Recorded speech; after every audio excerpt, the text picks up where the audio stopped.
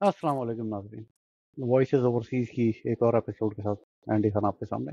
पिछले प्रोग्राम में हम गुफ्तगू कर रहे थे डॉक्टर अमजद अयूब मिर्ज़ा साहब के साथ।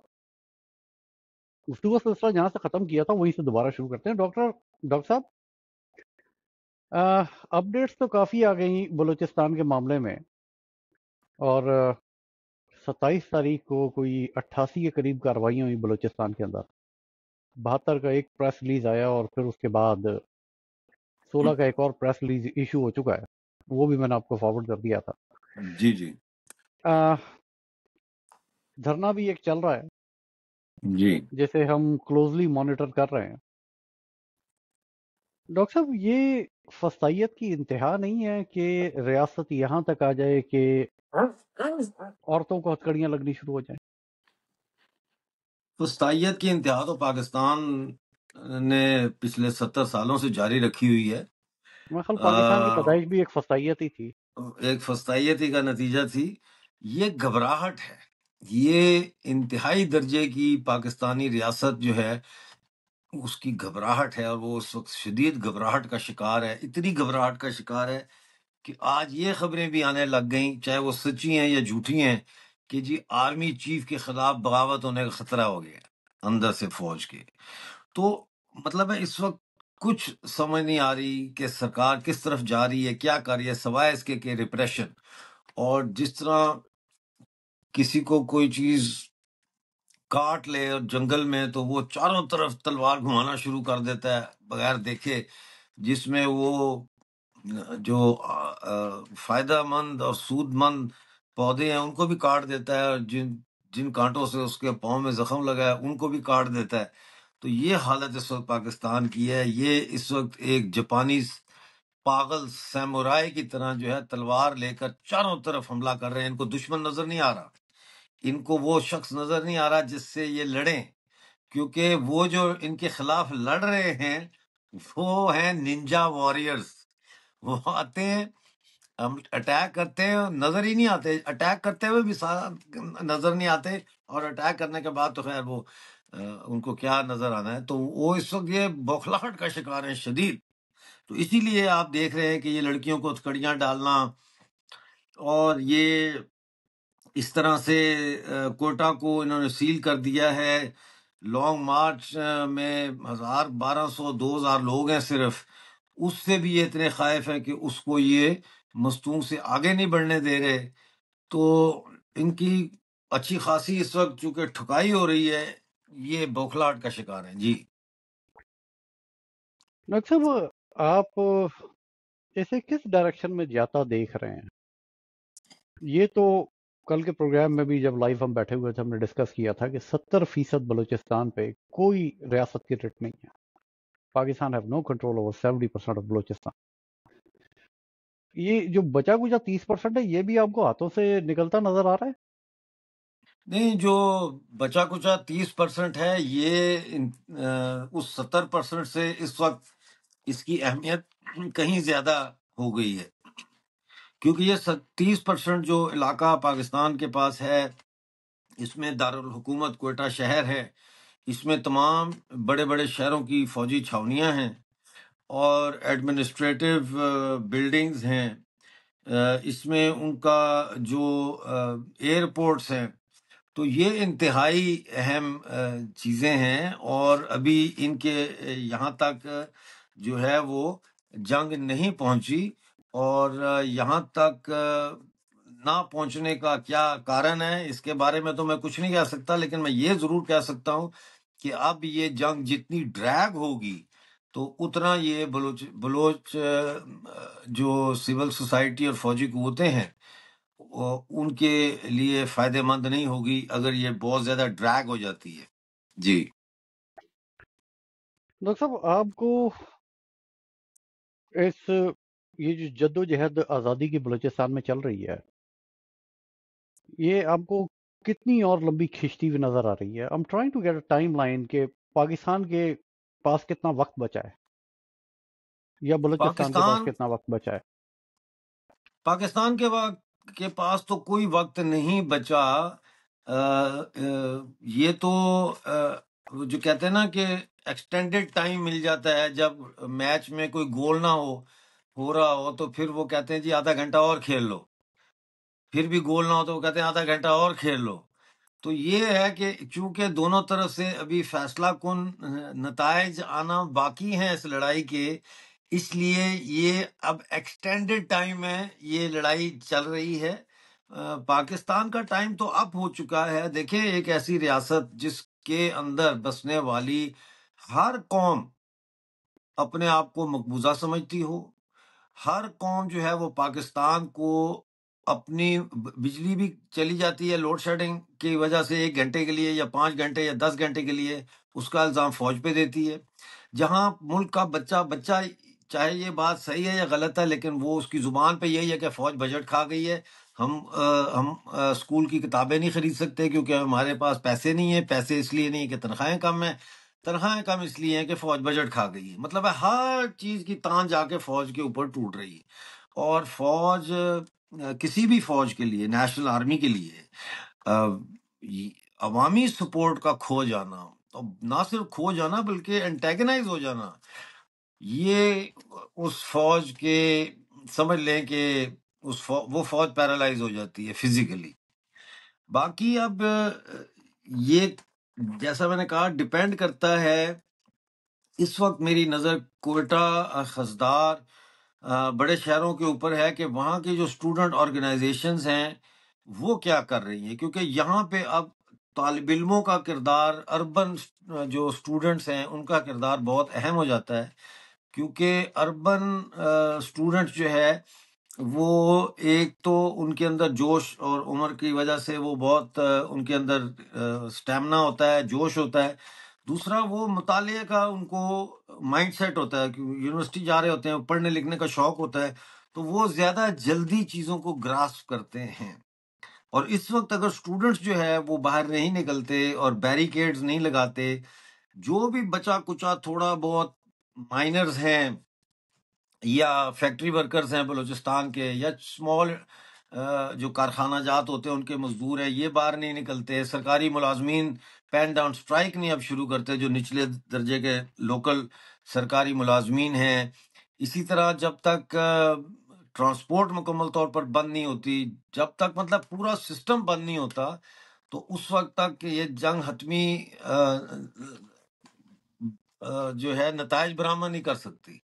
تو یہ میچ چلتا رہے گا اور یہ کبھی آگے کبھی پیچھے اس طرح سے یہ چلتا رہے گا، لٹکتا رہے گا. اور اب مجھے یہ میں سوچ رہا ہوں کہ مجھے یہ لگتا ہے کہ ان لمحات کے لیے جو اربن بلوچ سوسائٹی ہے، اس کے جو انقلابی لوگ کہہ لیں یا آزادی پسند لوگ ہیں، انہوں نے کوئی تیاری نہیں کی ہوئی تھی.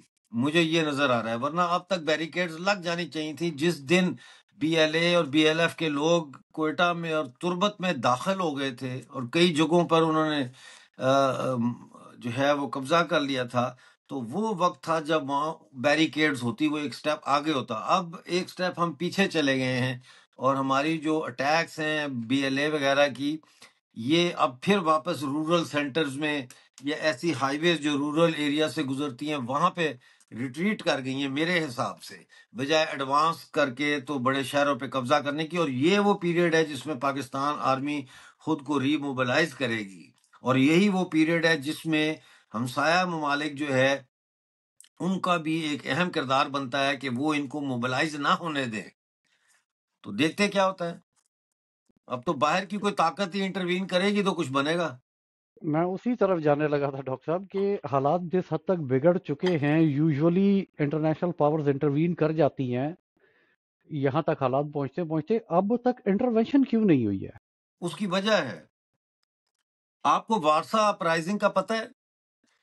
وارسا اپرائزنگ وہ اپرائزنگ تھی جو سیکنڈ ورلڈ وار کے اختتامی دنوں میں پولینڈ کے دارالحکومت وارسا میں ہوئی تھی. اور وہ کیا اپرائزنگ تھی؟ وہ اپرائزنگ یہ تھی کہ وارسا کے جو پارٹیزن تھے، یوتھ تھا، اسٹوڈنٹ تھے، اور ینگ وکلا ڈاکٹرز جو تھے between the age of 35 and 16، انہوں نے اپنی ایک ملیشیا بنا لی تھی وارسا سٹی کے اندر، جی ایکسکیوز می. اور جو انڈر گراؤنڈ پائپس ہوتے ہیں سیوریج پائپس، واٹر پائپس جو ہوتے ان کے نیٹ ورک کے تھرو یہ انہوں نے اپنا ایک جال پورے وارسا میں بچھا دیا تھا. آپ کو پتا نا سیوریج کے جو بڑے بڑے پائپ ہوتے ہیں وہ ہر وقت بھرے ہوئے تھوڑی ہوتے ہیں، وہ تو ایسے، آئی نو ہاں وہ تھوڑے سے ایسے ہوتے ہیں، اس میں آپ کھڑے ہو سکتے ہیں، چل سکتے ہیں. وہ پورے سٹی میں سیوریج سسٹم تھا. تو سیوریج سسٹم کو انہوں نے اپنی ہائیڈ آؤٹس بنایا، ابنڈنٹ بلڈنگز کو انہوں نے اپنی ہائیڈ آؤٹ بنایا، اور جرمن فورسز کے اوپر انہوں نے اٹیک کر دیا. ٹھیک ہے. جی. اب وارسا، ادھر سوویت یونین کی فوجیں، اسٹالن کی فوجیں وارسا کے باہر کھڑی تھی، اور وارسا اپرائزنگ والے جو تھے یہ سوشلسٹ تھے، مارکسسٹ تھے، کمیونسٹ تھے. یہ انتظار کرتے رہے، سوری کمیونسٹ نہیں تھے، یہ ڈیموکریٹس تھے، پروگریسو لبرل ڈیموکریٹس تھے، یہ کمیونسٹ نہیں تھے. اب یہ میسج بھیجتے رہے، پکارتے رہے سوویت یونین کی فوج کو کہ داخل ہو جاؤ، داخل ہو جاؤ، لیکن وہ داخل نہیں ہوئے. آئیڈیولوجیکل وہ کیوں ڈفرینس کسی داخل وجہ نہیں سے؟ ہوئے؟ نہیں، وہ ہاں وہ بھی تھا، لیکن اس لیے داخل نہیں ہوئے کہ وہ ایک طاقتور ڈیموکریٹ پاورفل لبریشن آرمی یا لبریشن گورنمنٹ نہیں چاہتے تھے. وہ چاہتے تھے کہ یہ جرمنی کے ساتھ لڑ کے یہ ان کو مار کے ویک کر دیں، اور جرمن ان کو مار کے ویک کر دیں، تاکہ یہ اتنے ویک ہوں کہ ہم وہاں اپنی کمیونسٹ پارٹی جو ہے اس کو قائم کر سکیں اور ہم اپنے سفیر آف انفلوئنس میں لے آئے. تو یہ بھی ہو سکتا ہے کہ اس وقت جو ہمسایہ ممالک ہیں وہ چاہتے ہوں کہ ٹھیک ہے بلوچستان آزاد ہو جائے، لیکن ایک کمزور بلوچستان، ایک لاچار بلوچستان، ایک لنگڑا بلوچستان، ایک ایسا بلوچستان جس میں براس کی ملٹری سٹرینتھ جو ہے وہ بالکل نامنل ہو جائے، تاکہ پھر وہ ڈیموکریٹک فورسز کو اپنے ساتھ ملا کے وہاں پہ جس طرح سیریا میں ایک گورنمنٹ بنی ہے سو کالڈ سویلین، ایسی ایک ہاچ پاچ سویلین گورنمنٹ بنا کے وہ پھر ان کی ڈکٹیشن پہ اور انٹرنیشنل جو مارکیٹ ہے اس کی ڈکٹیشن کو فالو کرے. تو یہ بھی ہو سکتا ہے، ہچکچاہٹ جو انٹرنیشنل کر رہے ہیں اس کا ایک یہ بھی وجہ ہو سکتی ہے. جی اچھا ڈاکٹر صاحب، اس وقت تو بلوچستان کے اندر جس طرح سے ہم دیکھ رہے ہیں، there are two fronts open. ایک پولیٹیکل فرنٹ ہے اور ایک آرمڈ فرنٹ ہے جو بی ایل اے اور بی ایل ایف کی ہے، اور پھر ایک طرف بلوچ یکجہتی کمیٹی ہے، سردار اختر بینگل ہے، یہ پولیٹیکل فرنٹ ہے. یہ دونوں ایک پیج پہ ہیں آپ کی نظر میں، یا دیر از اے ڈفرنس؟ میں، آپ نے بڑی اچھی بات کی ہے. میں اس کو تھوڑا سا اور ڈیفائن کرنے کے لیے نا، کہ تھوڑا سا اور کلیئر ہو جائے، میں اس کو کہتا ہوں ریفارمسٹ اینڈ ریولیوشنریز کا. اس وقت جو ہے نا وہ دو سیکشن ہیں بلوچ ریزسٹنس موومنٹ کے. ایک ہیں وہ جو ریفارمسٹ ہیں. ریفارمسٹ وہ ہوتے ہیں جو گیون دائرہ جو ہوتا ہے، گیون جو سرکل ہوتا ہے، اس سرکل کے اندر رہتے ہوئے وہ اپنی جدوجہد کو جاری رکھنے کی کوشش کرتے ہیں. وہ آئینی جدوجہد کرتے ہیں، وہ قانونی جدوجہد کرتے ہیں. اور یہ قانون اور آئین جو ہوتا ہے یہ اسی غاصب اور قابض ریاست کا آئین اور قانون ہوتا ہے جس نے ان کے اوپر یہ عذاب اور یہ مصیبتیں جو ہیں وہ لائی ہوتی ہیں. تو وہ ریفارمسٹ ہیں جو صرف ریفارم کے ذریعے جو ہے وہ کوشش کرتے ہیں، اور اس کو میں کہتا ہوں یہ دائرہ ہے، یہ دائرہ ہے. اب یہ جو دائرہ ہے یہ کیا ہے؟ یہ دائرہ سمجھنا بہت ضروری اس لیے ہے کہ ایک دائرہ بناتی ہے ہر ریاست، اور اس دائرے کے اندر آپ کو اجازت ہوتی ہے جتنی فری سپیچ کی، اس سے زیادہ کی آپ کو اجازت نہیں ہوتی. اسی طرح آپ کو اس ریاست کے اندر احتجاج کرنے کی اجازت جو ہے وہ بھی اس دائرے کے اندر رہ کے آپ کر سکتے ہیں. انسانی حقوق کا مسئلہ بھی اس دائرے کے اندر رہ کر نکال سکتے ہیں. اور اس دائرے جی. کو ڈیفائن کرنے کے لیے کانسٹیٹیوشن بنایا جاتا ہے، آئین جس کو بولتے ہیں، وہ آپ کی جو ہے وہ حدود کو ڈیفائن کرتا ہے. تو آپ جب براس بن جاتے ہیں تو آپ اس دائرے سے باہر نکل کے جدوجہد کر رہے ہیں. بی وائی سی اور اختر مینگل جیسے لوگ یہ اس دائرے سے باہر نکل نہیں رہے، اس دائرے کے اندر ہی ہیں، یہ ابھی بھی پاکستان کے آئین کو تسلیم کرتے ہیں۔ ان کا گلہ یہ ہے کہ پاکستان کے آئین کو ان اسپرٹ جو ہے وہ لاگو نہیں کیا جا رہا۔ اسی طرح سے یہ اور دائرے ہیں، یہ مختلف دائرے ہوتے ہیں، جیسے یہ آرٹ کا دائرہ، میڈیا کا دائرہ، مذہب کا دائرہ، عدالتوں کا دائرہ، فوج کا دائرہ، تعلیم کا دائرہ۔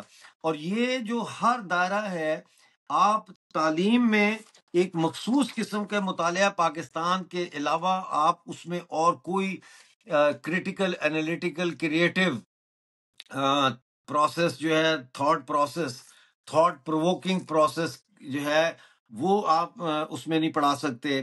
آپ نے رٹا لگوانا ہے، جیسے قرآن شریف حفظ کرتے ہیں، ایسے اپنے کلاس میں بھی لوگوں کو رٹے کی عادت ڈالی ہوئی ہے کہ یاد کر کے امتحان پاس کر لو، اور مطالعہ پاکستان سے باہر نہیں جا سکتے۔ میڈیا میں بھی ایک ہے کہ آپ نے نظریہ پاکستان جنا دو قومی نظریہ سے باہر نہیں جانا۔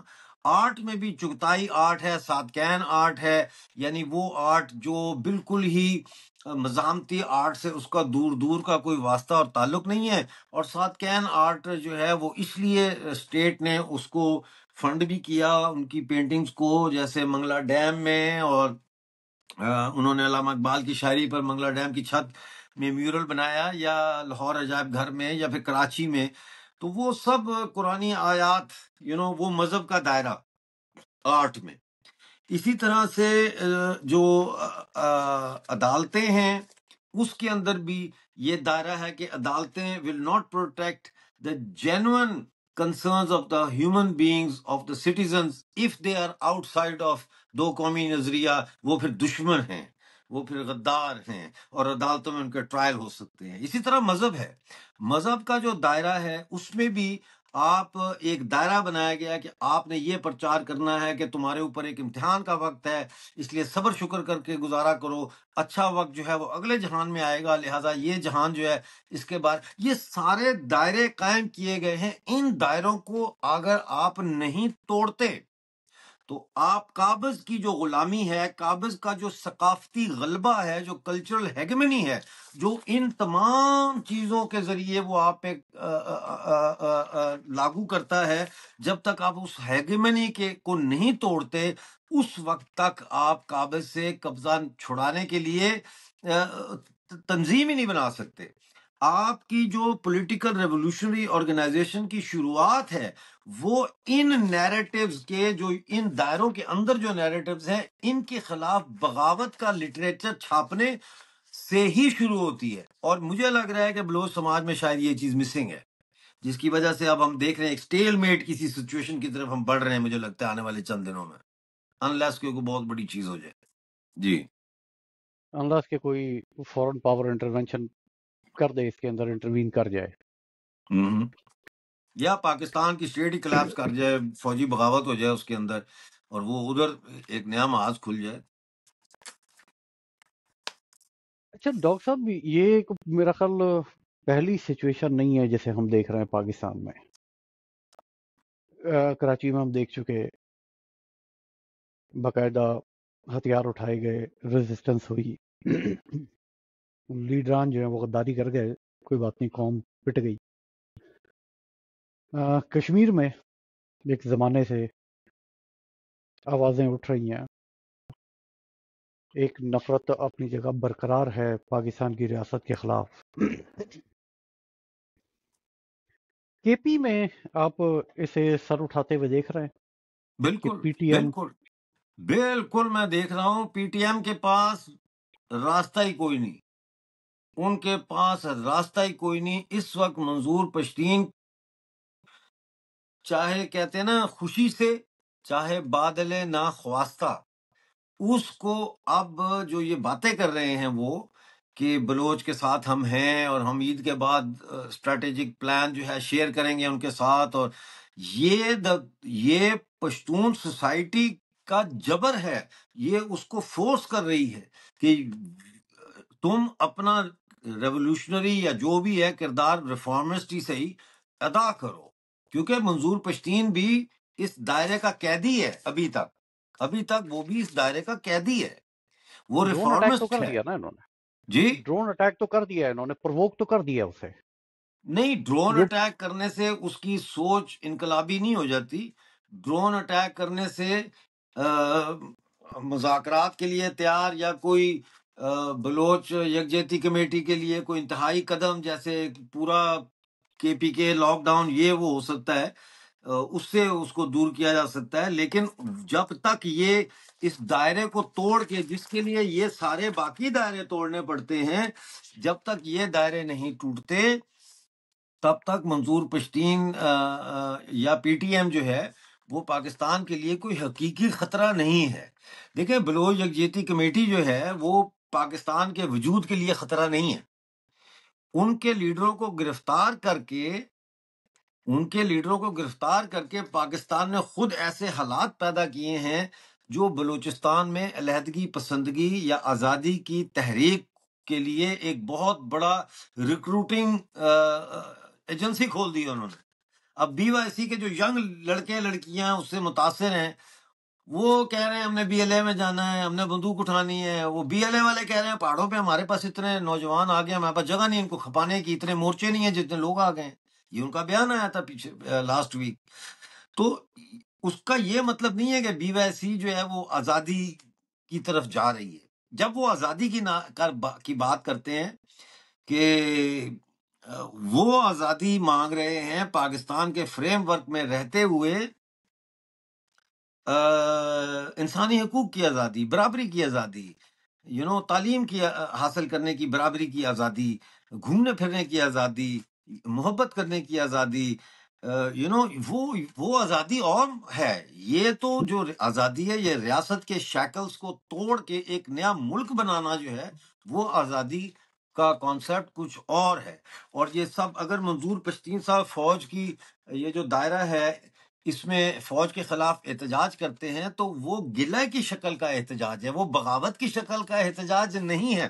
بے شک وہ کہیں کہ بنگالیوں نے تو تمہاری پتلونیں اتاری تھی، پشتون تمہاری چمڑی اتارے گا، لیکن وہ ایک سٹل اس کے اندر رہتے ہوئے ایک کرٹیسزم ہے. وہ ایز این انسٹیٹیوشن اس کو ریجیکٹ نہیں کر رہے، اس کو چیلنج انہوں نے نہیں کیا. اسی طرح سے تعلیم کا جو ہے وہ اس میں جو بھی ان کی ڈیمانڈز ہیں وہ اس دائرے کے اندر رہتے ہوئے تعلیم میں اصلاحات کی ڈیمانڈز ہیں. وہ پوری طرح سے نظریہ پاکستان یا پاکستان کے کانسٹیٹیوشن جو ہے اس سے بغاوت کی بات نہیں کر رہے. عدالتوں کے بارے میں بھی ان کے جو گلے شکوے ہیں منظور پشتین صاحب کے وہ محدود ہیں اس چیز تک کہ ان عدالتوں سے انصاف نہیں مل سکتا، لیکن وہ یہ نہیں بتاتے کہ پھر کن عدالتوں سے انصاف ملے گا اور وہ کب قائم ہوں گی اور کیسے قائم ہوں گی. تو یہ جو بٹوین دا لائنز اور دائروں میں رہ کے جو ریفارمزم کی سیاست نے سر اٹھایا ہے خیبر پختونخوا میں پی ٹی ایم کی شکل میں اور بلوچستان میں بلوچ یکجہتی کمیٹی کی شکل میں، یہ شروع میں تو بہت انقلابی دکھتی ہیں اپنی حیت میں، اپنی ساخت میں، اپنی گفتگو میں. یہ جو دہشت گردی ہے اس کے پیچھے وردی ہے، بڑا انقلابی جذباتی نعرہ لگتا ہے. لیکن عملی میدان میں یہ ایک وقت ایسا آتا ہے کہ یہ ریفارمسٹ آرگنائزیشنز چاہتے ہوئے یا نہ چاہتے ہوئے انقلاب اور آزادی کے راستے میں سب سے بڑی رکاوٹ بن جاتے ہیں. آئی انڈرسٹینڈ ڈاکٹر صاحب. کسی حد تک میرا خیال منظور پشتین کو بھی جو ہے وہ ان دائروں کو باہر توڑ کے نکلنے کی ضرورت ہے. جب تک ان دائروں سے نہیں نکلے گا میرا خیال پختون قوم کے حقوق وہ انہیں دلوا نہیں پائے گا جس طرح سے وہ کوشش کر رہا ہے.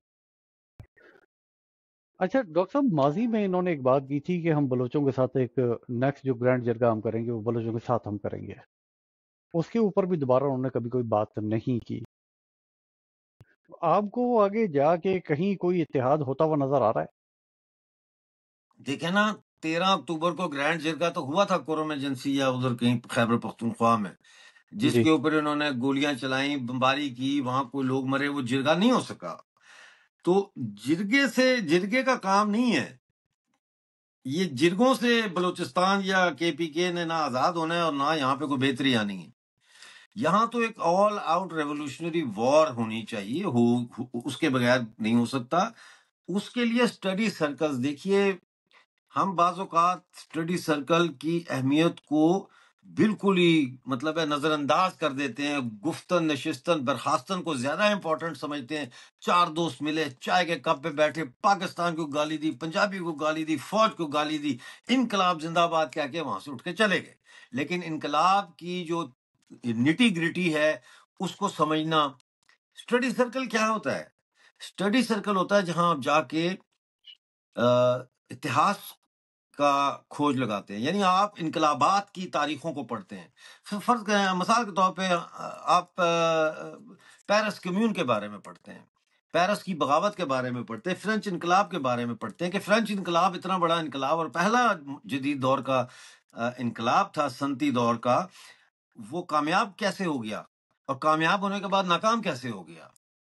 اسی طرح سے بالشوک ریولوشن ہے، بالشوک ریولوشن کیسے کامیاب ہوا، اس میں کیا مطلب ہمیں کامیابی نظر آتی ہے، ہاں زبردست جی، روس جیسی قوم ہی کوئی نہیں جی، باقی سارے مطلب ہے کہ میں کیا لفظ استعمال کروں، وہ ہے نہیں، باقی قومیں بھی بڑی سمجھدار اور دلیر ہیں، لیکن وہ اس کلاس روم میں نہیں گئے جس کلاس روم کو کہتے ہیں احتجاج، اور جس کو کہتے ہیں احتجاج کے بعد اسٹڈی سرکل۔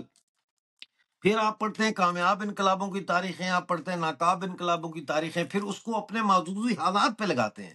پاکستان کے لیفٹ کا سب سے بڑا نقص یہ رہا ہے کہ، اور میں بتاؤں گا کہ کیوں رہا ہے اگر آپ اجازت دیں گے تو۔ جی جی ایک تو ان کا نقص یہ رہا ہے کہ انہوں نے پرو ماسکو ہو گئے، تو انہوں نے بالکل اربن ٹریڈ یونین پالیٹکس کے ذریعے انقلاب کا نعرہ بلند کیا کہ جناب یہ انقلاب شہروں سے آئے گا، ٹریڈ یونینز کو آرگنائز کرو اور شہروں میں آرگنائز کرو۔ یہ دوسری طرف آپ کے مزدور کسان پارٹی، ماوسٹ افضل بنگش، میجر اسحاق صاحب، غلام نبی کلو، اور ادھر سندھ والے بھی جو ہے، یہ لوگ تھے جو ماوسٹ تھے، جو کہتے تھے نہیں دیہاتوں میں انقلاب آئے گا، کسان انقلاب۔ دونوں چیزیں غلط۔ اور یہ جو ہمارے ہاں ایک روایت ہے، ایم کیو ایم میں بھی ہے، یعنی مہاجر قوم میں بھی ہے، سندھیوں میں، پنجاب، سب میں ہے، پوجا کرنے کی، کہ بس ایک لیڈر ہے، مر جائیں گے، قتل ہو جائیں گے، اس کے لیے خون بہا دیں گے، ہمارا لیڈر جو ہے، اس سے مطلب ہے کہ کلٹ کی حد تک ہم اس کو ماننا شروع کر دیتے ہیں نا۔ اس کی کیا کچھ ایسا وجہ ہی ہے ہے؟ ڈاکٹر صاحب، کچھ ہاں، ایسا ہی اس ہے۔ کی وجہ، آج اس کل کی ایک وجہ پتہ شخصیت کی ہونی چاہیے جی۔ آج کل ایک شخصیت کی پوجا ہو رہی ہے اس طرح سے پاکستان کے اندر۔ نہیں، کئی لوگوں کی ہو رہی ہے۔ اچھا، اس کے علاوہ عمران خان کی بھی ہو رہی ہے، الطاف حسین بھائی کی بھی ہو رہی ہے، اچھا جو ہے نا وہ مطلب ہے بہت سارے لوگوں کی پوجا ہوتی ہے اس طریقے سے۔ یہ کیوں ہوتی ہے اس پہ میں آتا ہوں۔ دوسری پوجا ہوتی ہے نظریات کی، جیسے اسلام کو تو ایک طرف کرے، میں آتا ہوں اس پہ، لیکن جیسے جو سٹالنسٹ ہیں وہ سٹالن کے خلاف کوئی بات سننے کے لیے تیار نہیں ہے۔ جو ٹروٹسکیائٹس ہیں وہ جناب سٹالن کی ماں بہنیں کرتے رہتے ہیں ہر وقت، وہ ٹروٹسکی کے خلاف وہ کہتے ہیں ٹروٹسکی کا راستہ ہمارا راستہ ہے، کہتا ہے نہیں لینن کا سٹالن کا راستہ ہمارا راستہ، کوئی اٹھتا کہ نہیں سلطان وہ کیا ہے صلاح الدین ایوبی کا راستہ ہمارا راستہ ہے، وہ کہتا ہے کہ صلاح الدین ایوبی کے خلاف کو بات کی سر تن سے جدا، محمد صلی اللہ علیہ وسلم کے خلاف بات کی سر تن سے جدا۔ یہ ٹریڈیشن ہمارے ہاں پالیٹکس میں کہاں سے آئی؟ یہ ریلیجن سے آئی، یہ ریلیجن سے آئی کہ آخری کتاب قرآن شریف ہے، لہٰذا آپ جب قرآن شریف کو چھوڑ کے آپ نے کمیونسٹ مینیفیسٹو کو اپنا گائیڈ لائن کے طور پر، بک آف گائیڈنس کے طور پر اپنایا، تو اب اس کو آپ نے وہی حیثیت دی، سیکرڈ حیثیت، مقدس حیثیت جو آپ نے قرآن شریف کو دی ہوئی تھی۔ بالکل لہذا آپ کمیونسٹ مینیفیسٹو یا کارل مارکس کی کسی تحریر کے خلاف کوئی بات سننے کے لیے تیار ہی نہیں، آپ کہتے ہیں نکالو اس کو، یہ کوئی غدار ہے، یہ کوئی ایجنٹ آ گیا ہے۔ اور یہی وجہ ہے کہ علامہ اقبال تک نے کہا کہ پیغمبر کہا اس کو کیا نام ہے کارل مارکس کو، لیکن اس کا کتاب نہیں ہے، مطلب ہے اس کے پاس قرآن نہیں ہے، باقی یہ پیغمبروں سے کم نہیں ہے۔ تو وہ مائنڈ سیٹ علامہ اقبال سو کالڈ کے دماغ میں بھی ہے۔ ہر شخص جو ہے وہ کوئی چیز ڈھونڈ رہا ہے جس کی وہ پوجا کرے، وہ شخصیت ہو، وہ آئیڈیالوجی ہو، اور یہ ریلیجن سے آیا ہے۔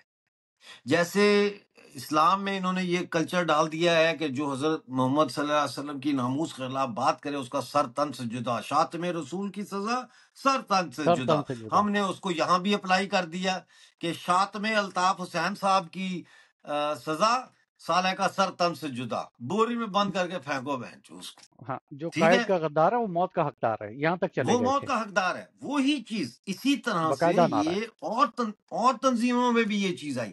تو سب سے پہلے ہمیں اس چیز کو پھینکنا ہے، اور وہ میں نے چارٹ نہیں بنایا، شاید کل بناؤں گا، کہ یہ دائرے ہیں Islam, Marxism, neo liberalism, whatever, یہ سارے دائرے ہیں۔ آپ ایک دائرے سے چھلانگ لگا کے دوسرے دائرے میں کیوں جا رہے ہیں؟ یہاں سے چھلانگ لگاتے ہیں وہاں، مثلا کیا نام تھا، حمید عبداللہ حمید، جو صبا حمید کے والد ہیں، کامنسٹ تھے، انہوں نے کتاب لکھی تھی جب وہ مکہ شریف گئے، وہاں سے حج کر کے آئے یا عمرہ کر کے آئے، تو انہوں نے کتاب لکھی تھی کامنسٹ کا، پتہ نہیں مطلب اس کا یہ تھا کہ کامنسٹ کے دل پر خانہ کعبہ میں کیا گزری، اور کیسے ان کے اوپر جو ہے وہ روشنی سیدھی آئی، اور وہ جناب ان کا اسلام زندہ ہو۔ او بھائی، ان دائروں میں آپ کیوں چھلانگیں مار رہے ہیں؟ Why are you grass hopping among these دائرز؟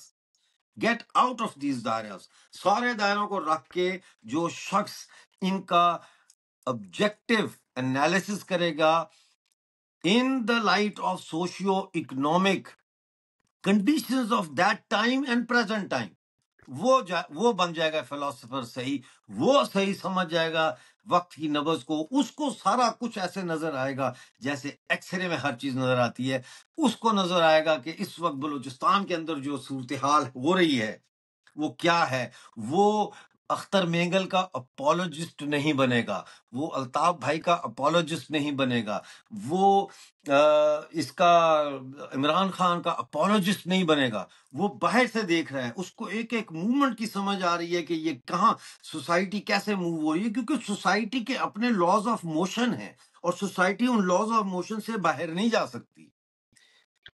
کہتے تھے ڈاکٹر جی سوشلزم کا، اچھا سوشلزم کا بھی آپ دیکھ لیجئے، آخری بات کروں گا پھر آپ کا سوال لیتے، کہ سوشلزم کے بارے میں بھی تو یہ لینئر ایک ہسٹوریکل ایوولوشن انہوں نے کیا تھا نا، کہ پہلے غلام داری نظام تھا، پھر جاگیرداری نظام آیا، پھر سرمایہ داری نظام آیا، اس کے بعد سوشلسٹ نظام آیا، اب کمیونسٹ نظام آئے گا، ٹھیک ہے۔ میں نے اپنے والد کو خود راولپنڈی لیاقت باغ میں تقریر کرتے ہوئے سنا ہے، چائنیز امبیسڈر بیٹھا ہوا ہے سارے، اور آگے جناب مجمع لگا ہوا ہے، اور میرا باپ کہہ رہا ہے کہ سوشلزم کے جو ہے حقیقت کو تاریخ نہیں جھٹلا سکتی، اگلی منزل سوشلزم ہے، یہ سرمایہ داری کے بعد میں چھوٹا سا لڑکا تھا، میں سن رہا تھا، تو میں سوچ رہا تھا کہ اگلی منزل سوشلزم ہے، یہ سرمایہ داری ہے، اچھا ٹھیک ہے، لیکن یہ یعنی یہ irreversible ہے نا، کہ چائنا میں سوشلزم آ گیا، سوال ہی پیدا نہیں ہوتا کہ وہاں پہ جو ہے اب وہ سرمایہ داری لوٹے۔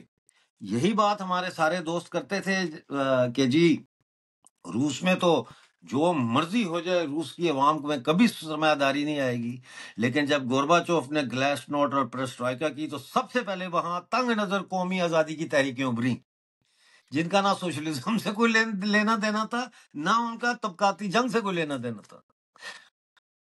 تو یہ بات بہت اہم ہے سمجھنے کے لیے کہ یہ ریورسبل پروسیسز ہیں۔ کیا ہے socialism? It's basically a form of economy that is run through the state by nationalizing all sections of the society, all sections that are involved in production. اس کی complete nationalization is socialism. اور what is capitalism? Is partial or complete private ownership of means of production. کیوں پھدو بنا رہے ہو یار دنیا کو یہ دائروں میں بند کر کے کہ یہ سوشلزم ہے؟ کیوں نہیں بتاتے کہ اسی لیے یو کے میں جب میں یہاں پہ جب لیبر پارٹی کی حکومت آئی ٹونی بلیئر کی، تو یہ نعرے لگ رہے تھے ری نیشنلائز دا ریلوے، کیونکہ پرائیویٹائز ہو گئی تھی تو میں نے کہا کہ اچھا، میں نے ریسرچ کی، میں نے دیکھا بھی نیشنلائزڈ ریلوے نے بھی کوئی خاص ایسا چمتکار تو نہیں کیا، اور پرائیویٹائز ہو کے تو اور بھی خراب ہو گئی۔ تو میں نے کہا کہ اور پھر میں نے پورا دیکھا اس کو ارجنٹینا سے لے کے پاکستان تک اور برطانیہ سے لے کے جو ہے وہ برازیل تک میں نے اس کا تھوڑا تھوڑا میں نے ریسرچ کر کے اس کو دیکھا کہ ہو کیا رہا ہے یہاں، اور پھر میں اس نتیجے پہ تو پہنچ گیا کہ نیشنلائزیشن بھی جواب نہیں ہے اور پرائیویٹائزیشن بھی جواب نہیں ہے، because nationalised economy has failed to prove to be sustainable in its given environment and so has privatized economy. تو پھر کیا کریں، دو ہی اکانومی کے ہیں یہ ہمارے سامنے، تو اس کا پھر نتیجہ کیا ہے؟ there has to be a solution, there has to be another way. اور پھر میں 2013 میں نے ایک آرٹیکل لکھا اور اس میں نے لکھا کہ the third way is the complete and total democratization of the means of production، کہ ذرائع پیداوار کی مکمل جمہوریت سازی جو ہے وہ ہے ان دونوں کو رد، کیونکہ نیشنلائزڈ اکانومی بھی بیسیکلی کیپٹلسٹ اکانومی کی ایکسٹریم فارم ہے، اور اسی طرح سے اوپن مارکیٹ اکانومی وہ تو اس کو تو سب جانتے ہیں کہ یہ کیپٹلسٹ اکانومی ہے، اور ملٹن فریڈمن کی کتاب پڑھ لیں آپ، وہ ایک کتاب چھوٹی سی ہے، وہ آپ سمجھ جائیں گے کہ کیپٹلسٹ اکانومی کا مسئلہ کیا ہے۔ مسئلہ یہ ہے کہ وہ ریگولیشنز کے خلاف ہے، تو کہتے ہیں کیپٹلزم پہ کوئی ریگولیشنز نہیں ہونی چاہیے، free movement of capital, free movement of labour. How do you sustain that? How? Europe سے مینوفیکچرنگ سیکٹر غائب ہو گیا، سارا چلا گیا فار ایسٹ میں۔ You could, that means that globalization has produced many small monkey states with guns. Iran, Yemen, Russia, آپ نے تو نئے چھوٹے چھوٹے امپیریلسٹ جو ہے بونے کھڑے کر دیے گلوبلائزیشن کے ذریعے۔ تو یہ لمبی بات ہے، لمبی بحث ہے، تو لیکن یہ موٹا موٹا یہی ہے۔ تو اس کا حل جو ہے وہ یہی ہے کہ، اور یہ میں لاہور گیا 2013 میں، تو وہاں پہ صحافی لوگ تھے، آئے تھے ملنے، جیسے ہوتا ہے نا دوست آیا تو ساتھ لے آیا کہ یار میرا دوست ہے ڈاکٹر آیا ہوا ہے، اور چلتے ہیں ملتے ہیں۔ وہاں میں نے یہ بات کی تو وہ اگلے دن نوائے وقت میں اس نے کالم لکھ دیا کہ جی ذرائع پیداوار کی جمہوریت سازی ڈاکٹر امجد مرزا کہہ رہے ہیں کہ وہ یہ ایک راستہ ہے۔ سب مجھے کہہ رہے تھے اس کو ڈیولپ کرو، سالہ ڈیولپ کرنے کا ٹائم ہی نہیں ہے۔ بلوچستان ہے، پی او جے کے ہے، یہ مسئلے ہیں، ڈیولپ کرنے کا ٹائم نہیں ہے۔ ملے گا تو کریں گے اس کو develop. It's a new economic model for that is at the same time not socialist but socialist, at the same time capitalist but not capitalist. It's the democratization of means of production. جی doctor صاحب پاکستان میں تو ہم نے سارے تجربے کر لیے، مطلب ہم اور نے اس میں سب سے نیشنلائزیشن بھی زیادہ کر کے دیکھ لی۔ سب سے زیادہ کامیاب تجربہ جو ہے وہ ڈیموکریٹائزیشن اور مینز آف پروڈکشن کا ہی رہا، لیکن اس وقت کسی کو سمجھ نہیں تھی کہ یہ ڈیموکریٹائز ہے۔ وہ فنومنا وہاں آیا ایک بگولے کی طرح ایسے اور گزر گیا، لوگ ریکگنائز نہیں کر سکے۔ لیکن میں نے جب یہ اس فنومنا کو ریسرچ کیا، خاص طور پہ ارجنٹینا کے حوالے سے جب میں نے ریسرچ کیا اور دیکھا، تو مجھے 1968 سے 70 کی کراچی کی جو اسٹرگل تھی عثمان کی قیادت میں، اور ایک اور تھے ہمارے دوست، میں نام بھول گیا ان کا، داڑھی تھی ان کی، اینک پہنتے تھے، ابھی حال ہی میں ان کا میرے خیال انتقال ہوا ہے، ٹریڈ یونینسٹ تھے، تو عثمان بلوچ اور کرامت، یہ لوگ اس وقت کے، کرامت بھائی جو ہیں یہ لوگ تھے۔ ان کو بھی نہیں پتا چلا نا، ینگ لڑکے تھے، نہیں پتا چلا، لیکن وہ ولیکا ٹیکسٹائل مل میں ہم نے دیکھا ہے، راوی ریان لاہور میں بھی ہم نے وہ دیکھا، وہ ایک چھوٹا سا پیریڈ 3 مہینے کا، وہ ہے ڈیموکریٹائزیشن اور مینز آف پروڈکشن۔ اس پہ پھر کبھی بات کریں گے، کیونکہ تو اٹس اے ڈاکٹر صاحب ڈیولپنگ آئیڈیا۔ ہم تو ہر تجربے میں فیل ہوئے نا، ہم نے انڈسٹری کو نیشنلائز کیا، فیل ہو گئے، ہم نے پرائیویٹائزیشن کو ساری دنیا میں نیشنلائزیشن پہ لے کے آئے، پھر واپس پرائیویٹائزیشن پہ لے کے گئے، پھر ہم نے ویلفیئر اسٹیٹ بنانے کی کوشش کی، ہم نے لنگر خانے کھول دیے کہ لوگوں کو نوکری نہیں ملتی تو روٹی یہاں سے کھا لو، مگر اسٹل اے فیلئر۔ جی پاکستان تو اس ہر پہ علیحدہ تجربے میں کہیں فیل گے. ہوا. دیکھیں یہ بالکل ہی ایک علیحدہ ٹاپک ہے کہ پاکستان میں کیا کیا تجربے ہوئے، کیوں ہوئے، اور وہ کیوں فیل ہوئے، اور پھر نیشنلائزیشن کو اور نیشنلائزڈ اکانومی کے فنومنا کو سمجھنا، میں سمجھتا ہوں مارکیٹ اکانومی کے فنومنا کو سمجھنے سے زیادہ امپورٹنٹ اور زیادہ کمپلیکیٹڈ ہے. اور یہ نیشنلائزیشن کیوں ہوتی ہے اور کس وقت جو ہے ریاستیں یہ طے کرتی ہیں کہ اب جو ہے اگلی منزل نیشنلائزیشن کی ہوگی. I M F, world bank یہ کس وقت فیصلہ کرتے ہیں کہ اس فلاں فلاں ریاست جو ہے، ایکسکیوز می، اس کے اداروں کو نیشنلائز ہونے کی ضرورت ہے. دیکھیں اسکاٹ لینڈ میں جب یہ 2008 کا ریسیشن آیا تھا، بینک کرپسیاں شروع ہو گئی تھی، تو اسکاٹ لینڈ کو، بینک آف اسکاٹ لینڈ کو نیشنلائز کر لیا تھا. Can you believe it? حکومت نے نیشنلائز کر لیا تھا، اور پھر اس کو چلا چلو کے تیار شیار کر کے میک اپ شیک اپ کر کے دوبارہ مارکیٹ میں اس کو پرائیویٹائز کر کے پھینکا. تو یہ چلتی ہیں چیزیں یہ. ڈاکٹر صاحب بیک ٹو دا ٹاپک، میری ایک تھیوری ان ورکنگ ہے کہ اگر پی ٹی ایم ضرورت سے زیادہ آواز اٹھانے کی کوشش کرے گی یا اپنے پر پھیلانے شروع کرے گی، تو عمران خان کو، جس کا سب سے بڑا ووٹ بینک کے پی ہے، اس کو باہر نکال دیا جائے گا کہ جا کے پختونخوا کو کنٹرول کرو.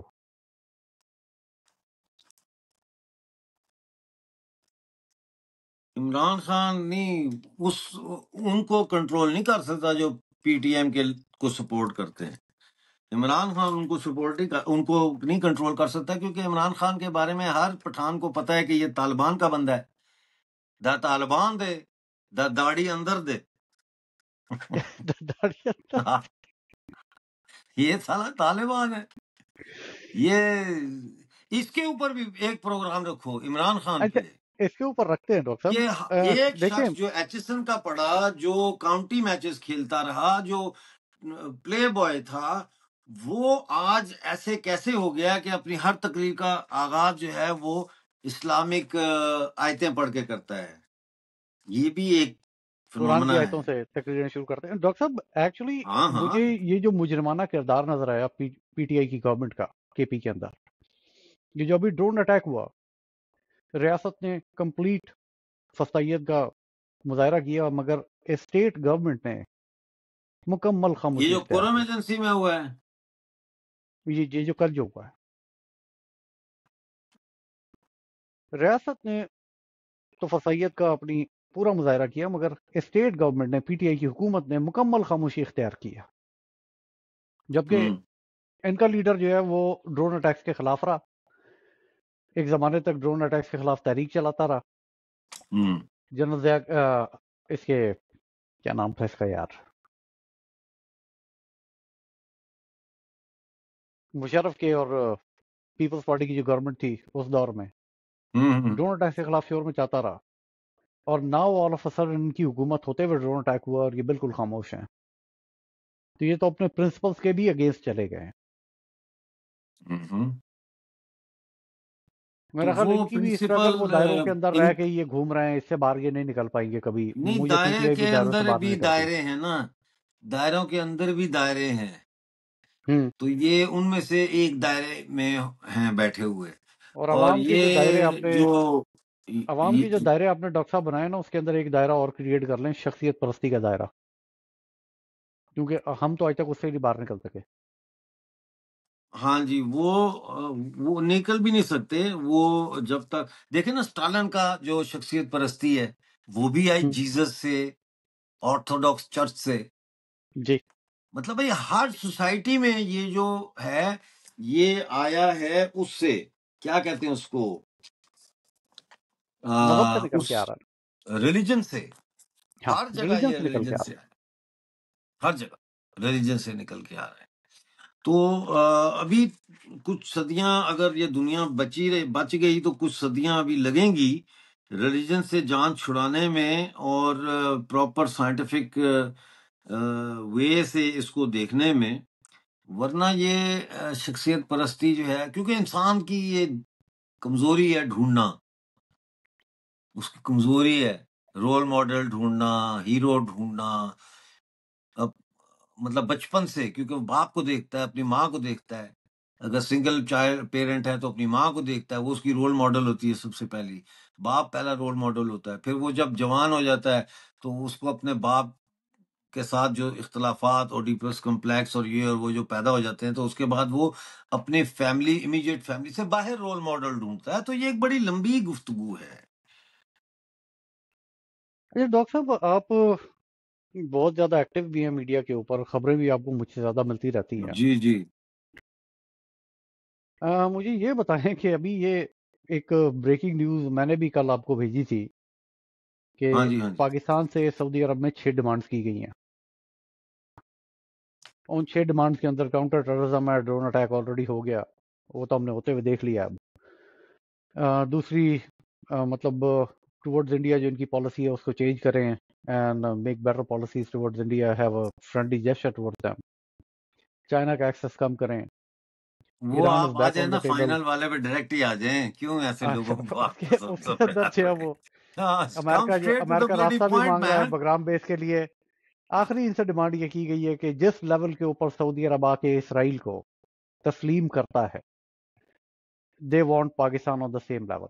How do you see it playing out? I think I this mean, is very good development if Pakistan میرے لیے تو یہ آگ ہے. ہیں؟ میرے لیے تو یہ آگ ہے اور اس میں ہاں پاکستان ہاں، جل اگر جائے گا. How Pakistan do you see it? اسرائیل کو تسلیم، دیکھیں پاکستان اگر اسرائیل کو تسلیم کر لے تو وہ ناسور، وہ پھوڑا جو اسرائیل اور یہودیوں سے نفرت کا انہوں نے پیدا کیا ہے پنجاب کے اندر خاص طور پر، 70 وہ سال پھوڑے کے زہر سے ہی یہ تحلیل ہو جائے گا. جیسے کسی چیز کو تیزاب میں ڈالتے ہیں تو وہ ختم ہو جاتی ہے، ایسے اسی نفرت کے زہر میں یہ پنجاب، یہ ایسے کہتے ہیں نا الطاف بھائی، یہ پنجاب یہ پنجابی پنجاب جو فوج. ہے یہ اس کے زہر میں تحلیل ہو جائے گا، تو یہ اپنی زہر میں خود ہی مر جائے گا اور پاکستان تباہ و برباد ہو جائے گا. لیکن ایک اچھی چیز یہ ہوگی کہ بلوچستان ہو جائے اور جو پختونستان ہو مختلف جائے، نئے آزاد ہونے جموں والے کشمیر ملک ہیں، ہو ان کے لیے جائے، آسانی ہو جائے گی. ہاں جی. جموں کشمیر، پختونستان، ہاں ہاں ہاں. سندھو دیش. اسرائیل کو انہیں تسلیم کر لینا چاہیے. دیکھیں یہ سب ملک اسرائیل کے کیوں خلاف ہیں؟ یہ اس لیے خلاف ہیں کہ اسرائیل مڈل ایسٹ کے اندر آفٹر آل واحد ڈیموکریسی ہے جہاں پہ جینڈر ایکویلٹی ہے، جہاں پہ جاب ہے، جہاں کی جو چیز ہے وہ موجود ہے. وہاں الیکشن ہوتے ہیں، چاہے وہ کوئی جیتتا ہے یا ہارتا ہے، جو مرضی کہتے لیکن رہیں مگر ایسی، ہے تو ڈیموکریسی نا. ہاں ہے تو ڈیموکریسی. تو یہ ڈرتے ہیں مڈل ایسٹ کے کنٹری، اسی لیے سارے مار ختم کرنا چاہتے ہیں. تو کیونکہ اس کے سارے تو ساتھ ہی بادشاہ میرا ہیں تو خیال ہے قبضے کہ اب کر کے مجھے بیٹھے ہوئے ہیں. اجازت دیں کیونکہ مجھے فون آ رہے ہیں. جی ڈاکٹر صاحب، باقی انشاءاللہ آپ سے آئندہ بھی گفتگو ہوتی رہے گی. ہاں ہاں ضرور اور ضرور. Thanks for giving me so much time. نہیں، you welcome, you welcome, thank you. Okay ناظرین، بشرط زندگی پھر ملاقات ہوتی ہے، تب تک کے لیے اللہ حافظ.